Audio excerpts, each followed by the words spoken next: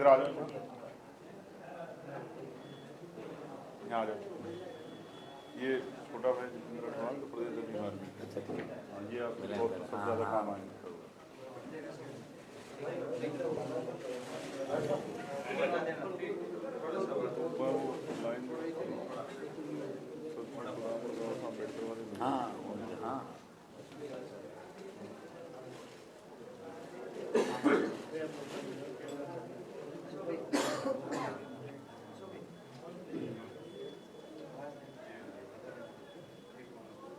जगदीश जी आपके आगे अगली तरफ जो खड़े हैं।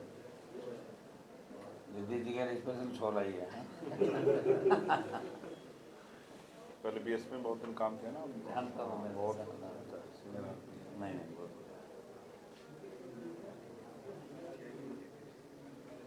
हो रहा है। दीपक रहेगा पीछे, इनको दीपक रहेगा के पी सिंह जी। दीपक बहुत स्मार्ट है। अमरचंद जी कहाँ हैं? अच्छा कैसे खड़े हो पीछे भाई? अमरचंद जी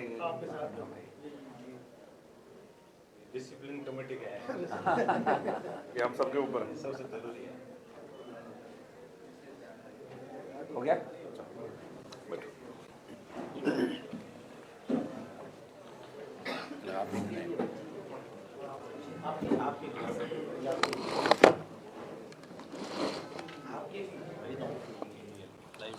हाँ ठीक। आप करो शुरू, मेजबान हो आपके प्रदेश के। पहले आप क्या मैं करूँ? आप प्रदेश के मेजबान हो या थोड़ा यूँ ले इधर ऐसे रहने दो।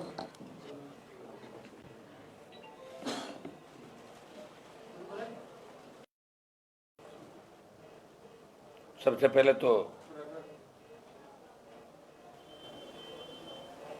आज़ाद पार्टी के हमारे चीफ भाई चंद्रशेखर जी ने जो आज राजस्थान प्रदेश के अंदर प्रदेश का नौजवान किसान जिस तकलीफ के दौर से गुजर रहा था और आवश्यकता थी कांग्रेस और भारतीय जनता पार्टी को रोकने के लिए मजबूत विकल्प की, तीसरी ताकत की, और आज इन्होंने राष्ट्रीय लोकतांत्रिक पार्टी जो लंबे समय से हम दोनों के बीच बात चल रही थी, आज गठबंधन की अंतिम मोहर लगाई।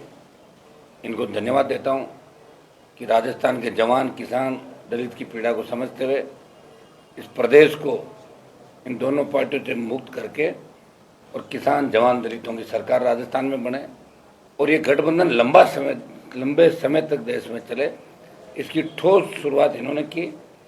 और मैंने इनसे आग्रह किया कि आप स्वयं यहाँ आरएलपी कार्यालय आके और जवानों को संबल दें और समर्थन की घोषणा करें।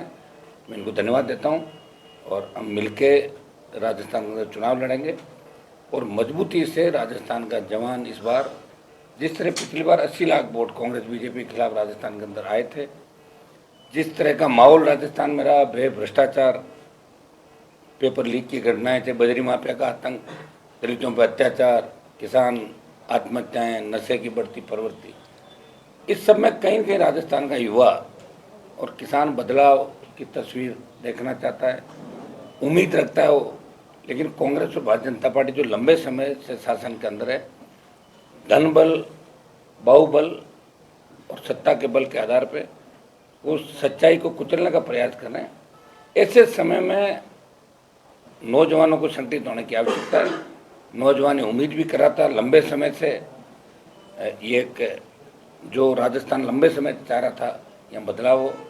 आज बदलाव की इस कड़ी के अंदर चंद्रशेखर जी को धन्यवाद दूंगा कि इन्होंने हमारी बात को रखा, हमारे आग्रह पे गठबंधन की पहल की, और मैं इनको विश्वास दिलाता हूं कि ये जो मिलकर हम लड़ाई लड़ रहे हैं, इसके परिणाम 24 के अंदर भी अलग होंगे देश के अंदर, और 23 में राजस्थान की जंग हम मिलके जीतेंगे। इतना विश्वास आपको दिलाता हूं कि हम परिवार की तरह मिलकर राजस्थान के अंदर लड़ेंगे। धन्यवाद।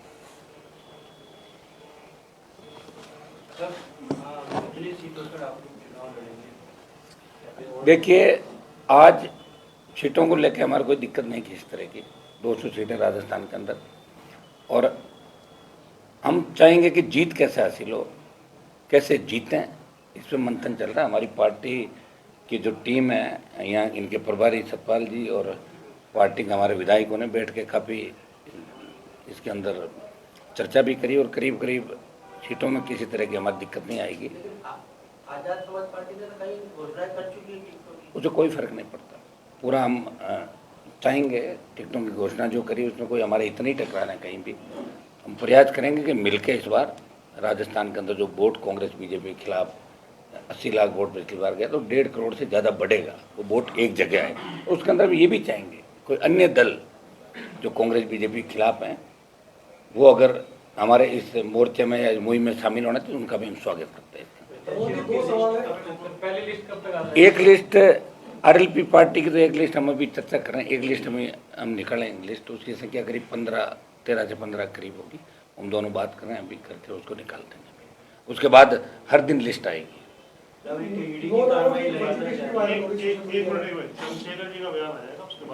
हाँ, एक बार। सम्मानित मीडिया के साथियों, आप सब बहुत शॉर्ट नोटिस पे और यहाँ के बड़े नेता हनुमान बेनीवाल जी के आग्रह पे यहाँ बहुत शॉर्ट नोटिस पे पहुँचे, इसके लिए मैं आपका धन्यवाद करता हूँ। ये अलायंस आज का अलायंस नहीं है, ये अलायंस बहुत दिन पहले डॉक्टर बाबा साहब अम्बेडकर सर छोटू राम जी के नेतृत्व में हुआ कि किसान, कमज़ोर, नौजवान, महिला, उनके हकों की आवाज़, उनकी लड़ाई को लड़ा जाए। अब लोकतांत्रिक स्थिति में हनुमान जी बेनीवाल लंबे समय से इस क्षेत्र को की समस्याओं को लड़ रहे हैं, और कहीं कोई ऐसा मौका नहीं जहां बीजेपी कांग्रेस के लोग तमाशबीन बने हुए थे जनता के हितों के लिए, वो लड़ाई को मैदान में लड़ रहे थे। इसके लिए वो धन्यवाद के भी, और उनकी पूरी टीम, हम उनका दिल की गहराई धन्यवाद करते हैं कि वो इस लड़ाई को लड़ रहे थे। अब ये लड़ाई क्योंकि इलेक्शन का दौर आ गया और आगे बढ़े, ऐसे व्यक्ति को जो बिना स्वार्थ जनता की लड़ाई लड़ रहे थे, ऐसे लोगों को आगे बढ़ के मौका मिले नेतृत्व करने का, इसकी जिम्मेदारी भी जनता के ऊपर है। पिछली बार 80 लाख से ज़्यादा वोट भारतीय जनता पार्टी और कांग्रेस के खिलाफ जनता ने दिया। 80 लाख लोग वो, और प्लस जिन लोगों को अब हम लोग जोड़ने का काम कर रहे हैं, जो लोग मन से तैयार हैं कि भाजपा और कांग्रेस की सरकार के से मुक्ति चाहते हैं और नए लोगों को आगे बढ़ के काम करते देखना चाहते हैं, चाहे वो नौजवान हो, महिलाएं हों, किसान हों, मजदूर हों, और राजस्थान की वो सम्मानित जनता जिनका विश्वास है लोकतंत्र में, जो बढ़ चढ़ के वोट देते हैं, उनको जोड़ के आने वाले दिनों में एक बड़ी शक्ति हम लोग यहाँ बनाएंगे। 29 तारीख को आरएलपी के स्थापना दिवस पे एक बड़ी रैली भी जयपुर में रखी है, मैं खुद भी उसमें शामिल रहूँगा, और हमारे बड़े पैमाने पे हमारे कार्यकर्ता, नेता और समर्थक भी उस रैली में बढ़ चढ़ के हिस्सा लेंगे। वो एक रैली ही राजस्थान की बहुत बड़ी जो शक्ति बनने जा रही है उसका प्रदर्शन करेगी, और उसके बाद भी हम लोग बहुत सारी रैलियाँ करेंगे। ना मैं टिकट सीटों में हमें कोई किसी तरह कॉन्फ्लिक्ट है, ना और कोई, भाई एक ही हमारी तमन्ना कि राजस्थान सुरक्षित हाथों में रहे, राजस्थान की जनता को उनके अधिकार मिले, और जो वंचित तबकों पर अन्याय अत्याचार हो रहा है, चाहे वो किसान हो, मजदूर हो, नौजवान हो, महिलाएँ हों, जो शोषण हो रहा है वो बंद हो, और वो शोषण तभी होगा जब काम लेने वाले हाथ मजबूत हों, और हनुमान जी बेनीवाल के हाथ बहुत मजबूत हैं, और हमारे साथी उनको इस लड़ाई में आगे बढ़ाने के लिए हम लोग तैयार हैं। मैं उनकी पूरी पार्टी का, उनके नेताओं का धन्यवाद करता हूं, आज़ाद समाज पार्टी के सभी नेताओं का, भीम आर्मी के सभी नेताओं का धन्यवाद करता हूं, और मुझे आशा विश्वास है कि आज से जो संदेश आपके जरिए जाएगा, कल से जो मनोबल बढ़ेगा, उसका परिवर्तन जो है वो आपको कल से दिखाई देगा। राजस्थान में बहुत सारे लोग जो आशा और उम्मीद के साथ बैठे हैं राजस्थान में परिवर्तन हो, वो इस मोर्चे को मजबूत करने के लिए अगर साथ आएंगे तो हम उनका भी स्वागत करेंगे। लेकिन ये मोर्चा एक नया इतिहास लिखेगा राजस्थान में, और किसान, कमेरों, नौजवानों को, महिलाओं को जो शोषण और परेशानियां उनके सामने हैं, वो उनसे मुक्ति मिलने का काम हम लोग करने जा रहे हैं। धन्यवाद। अब कोई सवाल हो तो बताओ। आने वाले समय में हनुमान और रावण एक साथ यहाँ पर मतलब दिखेंगे चुनाव? इस पे मुकदमा हो जाता है गलत शब्द कहने पे। तो हनुमान जी बेनीवाल खुद से इतने मजबूत हैं, जिन्होंने हमेशा साबित किया, और वो लड़ते हुए जाति धर्म नहीं देखते। इससे मैं उनकी बहुत प्रशंसा करता हूँ, और हमारे साथियों का भी ये मन था कि ये लड़ाई, अब जो लड़ाई वो अलग अलग लड़ रहे थे, अब मिल के लड़े कि वोट में बंटवारा ना हो। तो जो बटा हुआ वोट है आप देखना, वो इकट्ठा होके इस अलायंस को मिलेगा। और एक मैंने फिर कहा कि इस बार चीफ मिनिस्टर ये अलायंस ही तय करेगा और चीफ मिनिस्टर आपके बीच में बैठा हुआ है। इसका बहुत जल्द जो है जब जनता वोट करेगी आपको पता लग जाएगा। दलित वोटों पर कुछ प्रभाव पड़ेगा, हनुमान जी बेनीवाल को मिलेगा फायदा? वो उनको उनमें उम्मीद देख रहे हैं भविष्य की, आपके हिसाब से? और हम उनके साथ खड़े हैं। आपके हिसाब से यहाँ हमारे नेता हनुमान जी बेनीवाल है और हम उनके पीछे खड़े होकर यहाँ का चुनाव लड़ाएंगे और इतनी मजबूती से लड़ाएंगे कि जो लोग बहुत दिनों से उम्मीद लगाए बैठे थे कि हमें भी आगे बढ़ के कुर्सी संभालने का मौका मिले, उनकी उम्मीदों को पंख लगेंगे। आजाद पार्टी की ओर से सीएम बेनीवाल साहब को बोल रहे हैं? बहुत जल्द बता देंगे। 29 तारीख की रैली में आप लोग आना, आप सबका स्वागत है। सर गठबंधन 200 सीटों में चुनाव लड़ेगा? हाँ, 200 पे लड़ेगा। हनुमान जी, जिस तरीके से आज प्रदेश में बड़ी कार्रवाई देखने को मिली है ईडी की तरफ से, उस कार्रवाई को लेकर आप क्या कहेंगे? देखिए, ईडी की जो कार्रवाई हुई है ये उस समय होनी चाहिए जब पेपर लीक की घटना हुई। अभी कार्रवाई, और दूसरा मैं कहना चाहूँगा कि खाली कार्रवाई से नहीं होता, दो चीज़ होती है। मुख्यमंत्री बयान देते हैं जल शक्ति मंत्री के खिलाफ कि ये संजीवनी के अंदर आरोपी, सीएम खुद ही बयान देते हैं रोज, तो आरोपी तो गिरफ्तार करें, और नहीं है तो बयान नहीं दें। किसी की छवि धूमिल करना मकसद नहीं होना चाहिए। अगर प्रदेश अध्यक्ष के घर पे ईडी की कार्रवाई हुई और वो दोषी हैं तो फिर उनकी गिरफ्तारी होनी चाहिए, और दोषी ने तो ईडी माफी मांगे कि गलती हो गई, बदनामी। चुनाव के समय किसी को राइट नहीं कि एजेंसियों का दुरुपयोग करे। ये ईडी से मैं सवाल पूछ रहा हूँ कि ईडी अगर गोविंद डोटासरा दोषी है तो ईडी आने वाले 3 दिन के अंदर उनकी गिरफ्तार करे, और दोषी नहीं है तो ईडी माफी मांगे कि गलती से घर में घुस गए। और बजरी माफिया, जिसके साथ भारतीय जनता पार्टी के नेता अक्सर 7 स्टार होटलों में दिखते हैं, जो आज दाड़ रहे थे इसके ऊपर आपके टेलीविज़न पे, आपकी इस इलेक्ट्रॉनिक मीडिया पे, मैं उनसे ही पूछना चाहता हूँ कि ये जो बजरी माफिया है, इसने सबसे बड़ा घोटाला, सबसे बड़ा घपला राजस्थान का किया, तो भारतीय जनता पार्टी की तो टिकटें मारता दिख रहा है, तो ईडी की कार्रवाई बजरी माफिया क्यों नहीं हो रही? मैं लंबे समय से मांग कर रहा हूँ, 12 रैली करी मैंने राजस्थान का, तो ईडी वहाँ क्यों नहीं पहुँची? और ये पेपर लीक की जो घटनाएं हुई, इसको लेकर लोकसभा के अंदर भी हमने मामले उठाए, प्रदेश की सड़कों पर आरोपी ने संघर्ष किया, ईडी की कार्रवाई की हमने मांग करी, सीबीआई की कार्रवाई की मांग करी, लेकिन ईडी की कार्रवाई का मतलब ही नहीं कि ईडी छापा मारे और चली जाए, अखबार में छप जाए, या टीवी पर आप दिखा दो कि ईडी की कार्रवाई हुई। हुआ क्या? अगर दोषी है पकड़ो, और नहीं है तो कार्रवाई मत करो। ये प्रदेश की जनता जानना चाहती है, और अशोक गहलोत से भी पूछ रही है कि आप बार बार शेखावत पर जो आरोप लगा रहे हो कि संजीवनी में दोषी है, दोषी तो गिरफ्तार करो, और नहीं है तो बदनाम मत करो। ये चुनाव के समय ही बात क्यों लेके आ रहे हो? अब तो चुनाव है, चुनाव से पहले भी कार्रवाई हो सकती थी। क्लियर करना चाहिए। राजस्थान की जनता चाहती है कि क्लियर कट हो, हमें भ्रामक प्रचार और दुष्प्रचार के अंदर नहीं धकेला जाए। ये राजस्थान की आम जनता, ईडी की कार्रवाई होनी चाहिए। मैं कह रहा हूँ ईडी सीबीआई हम सब मांग करते हैं, ये इसी के लिए एजेंसियाँ बनी, लेकिन उसका समय तय होना चाहिए कि आज का समय क्यों चुना, या ये 3 महीने पहले क्यों नहीं कार्रवाई? क्या इतने टाइम पर डॉक्यूमेंट नहीं मिले थे कि टारगेट करके जैसे किस किस को आप कर रहे हो? तो ये जो समय है, और जब कार्रवाई कर ली, ईडी के पास सूचनाएं थी, तभी तो ईडी पहुंची थी तो फिर ईडी को इसका खुलासा करना चाहिए और इनके खिलाफ कार्रवाई कर, और नहीं तो ईडी को माफी मांगनी चाहिए। मेरा इसके अंदर ये कहना। और बजरी माफिया के खिलाफ ईडी को बड़ी कार्रवाई करनी चाहिए, जो भारतीय जनता पार्टी के टिकट बांट रहा है। गठबंधन अपना मैनिफेस्टो कब तक जारी कर देगा? मैनिफेस्टो तो हम कर देंगे 29 की रैली के तुरंत बाद, 1-2 दिनों के अंदर बैठ के तय कर लें। तो हमारा मैनिफेस्टो करीब करीब एक सा ही रहेगा, गठबंधन का एक ही मैनिफेस्टो होगा। दूसरी पार्टी है जो अपना संकल्प पत्र बनाने के लिए या फिर सुझाव मांग रही है जनता से या लोगों से, लेकिन आपकी पार्टी जो नई पार्टी है, नया क्या कर रहे हो इस बार? आपकी सरकार में तो पार्टी, हम तो सारे नया ही कर रहे हैं, और कर कौन रहा नया? राजस्थान के अंदर 70 साल में किसी ने नया किया ही नहीं भाई। पहली बार ये अलायंस भी नया हुआ, देखिए आप, जवानों का और संघर्षशील 2 नेता जो देश में लड़ाई लड़ रहे हैं, प्रदेश में लड़ाई लड़ रहे हैं। पहलवान बेटियां संकट में थी, आप भी गए थे, चंद्रशेखर जी गए, मैं वहाँ गया उन बेटियों के लिए। किसानों को, किसान आंदोलन के अंदर हम दोनों थे, अग्निपथ के खिलाफ हम दोनों थे। प्रदेश की कई ऐसे दलितों पर अत्याचार हुए जहाँ आप भी आए, मैं भी गया। चाहे जालोर के अंदर मटकी का मामला हो, वहाँ ये भी गए, मैं भी गया।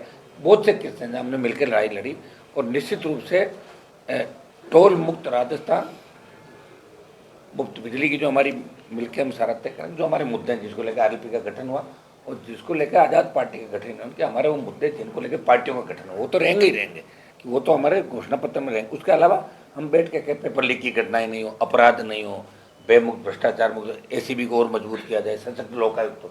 हम चाहते हैं बेमुक्त भ्रष्टाचार मुक्त राजस्थान, और वोटों का बंटवारा नहीं, और निश्चित रूप से वोट का बंटवारा इस बार नहीं होगा। कांग्रेस और भारतीय जनता पार्टी के नेताओं की जैसे ही गठबंधन का ऐलान हुआ, मुझे लग रहा है तबीयत खराब होगी राजस्थान। अनुमति एक सोशल मीडिया पर आरएलपी के 9 उम्मीदवारों की लिस्ट जारी वायरल हो रही है, उस लिस्ट को लेकर आप क्या कहेंगे? फर्जी है, ओरिजिनल है? मुझे नहीं पता कब हुई जारी, सुबह से 1 घंटे में ग्रुपों में चलती रहती है, पता नहीं कौन कितने 18 की है क्या? 2018 वो तो अब एक लिस्ट अभी जारी करें, हम दोनों बैठे हैं बात करके 15 ये भी अब जारी कुछ भी करते थे। सोशल मीडिया पर आप देख रहे हो ना, ये सोशल मीडिया का ज़माना, बच्चे कर देते हैं इसको, लेकिन हमारी अभी तक कोई अधिकृत सूची जारी नहीं हुई। अब हम बैठे हैं क्योंकि गठबंधन हमारा हो गया, पहले से मन में हमारे गठबंधन था, आज ऐलान हो गया। एक बार बैठ कर एक सूची हम थोड़ी देर बाद जारी करेंगे और उसके बाद अगली सूची हम बैठ के कल से हमारे वापस यहाँ चर्चा करके और आगामी सूची आ जाएगी। इस गठबंधन का असर किससे जाएगा मेरे ख्याल से? सर तो राजस्थान के जवानों को जो संघर्ष कर रहे हैं, और ये जो दुआएं हम लोगों को मिली दोनों, इन पे भी हमला हुआ, बताइए। मेरे पे भी 2 बार हमले पहले हुए थे। ईश्वर ने हमें भेजा यहाँ पे कि सेवा करो आप, दलितों की, किसानों की, जवानों की, देश की। तो गठबंधन का श्रेय हर उस आदमी को जाएगा जो गठबंधन चाहता था, जो 1 महीने से ये कह रहा था गठबंधन करो, गठबंधन करो, गठबंधन करो। हो गया गठबंधन, इसलिए हम लोग ईश्वर हमारे साथ है, तभी तो गठबंधन हुआ। और हमारे परिवारी जी, ये सारी जो टीम बैठी है आज़ाद समाज पर, इनको और मेरी पूरी टीम और पब्लिक तो राजस्थान की चाहती थी, और उत्तर प्रदेश से हमारे पुष्पेंद्र जी, हरियाणा, तमाम जगहों पर टेलीफोन आ रहे थे कि साहब गठबंधन जल्दी करो, जल्दी करो। वो योग संयोग बैठा कि हो गया गठबंधन। मन में तो हमारे गठबंधन हो रखा था, आज इसका ऐलान होकर मैं इनको धन्यवाद दूंगा कि चला के कार्यालय पर आके बच्चों की हौसला अफजाई के लिए आए। बोले मैं वहाँ चलूँगा और राष्ट्रीय लोकतांत्रिक पार्टी का ऑफिस भी देखूँ और मजबूत से मिलकर परिवार की तरह लड़ाई लड़ाई। अगली आम आदमी पार्टी से गठबंधन के साथ चल रहे हैं?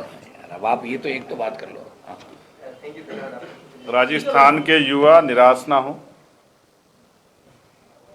उनके साथ जो समस्या लंबे समय से रही, ये मोर्चा उनकी समस्याओं पे मजबूती से काम करेगा। चाहे वो CHA के बच्चे हों, चाहे वो 3rd ग्रेड टीचर हों, जिनके साथ ट्रांसफ़र की परेशानी, हर आम जन की समस्या के लिए मोर्चा अपने मैनिफेस्टो में सब चीज़ें लेके आएगा जिनसे उनके जीवन में खुशहाली आएगी। निराश ना हो, हताश ना हो, मिलके इस गठबंधन को मजबूती से वोट करें और परिणाम आपके सामने आए।